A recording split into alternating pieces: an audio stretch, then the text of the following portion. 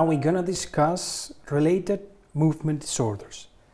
What role do disorders such as Restless Legs Syndrome, RLS, and periodic limb movements during sleep? Yes, these are two different disorders.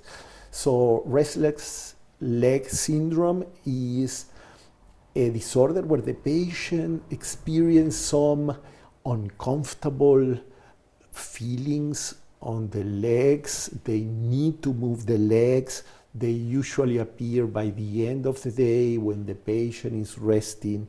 Many times this is a cause of insomnia, of induction insomnia. The patient cannot fall asleep because of this need to be moving the legs. The restless leg syndrome is a different kind of disorder that appears during sleep. And during sleep, there can be repetitive movements of the limbs. And these repetitive movements of the limbs can even wake up the patients, can produce arousals. So both disorders are different and both can have an impact on sleep, on different moments of the sleep. All right, so how are those two disorders diagnosed and treated then?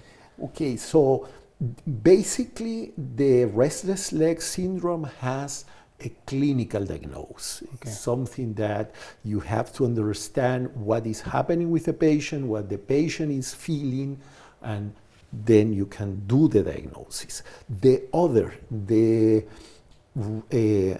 repetitive movement, the repetitive limb movement of sleep is something that we can measure during a polysomnography, and we see the muscle activity of the patient during sleep, and we can quantify those repetitive movements, and we can see if those repetitive movements are also associated to arousals.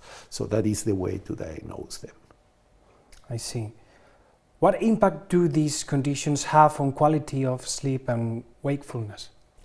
Well, both of them can have an important impact because, as I was saying before, the restless leg syndrome can produce insomnia, can produce onset insomnia, while repetitive limb movement can produce arousals during the night. So both of them can have an impact from a functional perspective on the wakefulness of the patient, feeling tired, having problems to concentrate, memory problems, but also they can be associated as the patient is having a sleep disorder, the patient is sleep deprived, they can have cardiovascular problems, hypertension, cerebrovascular issues.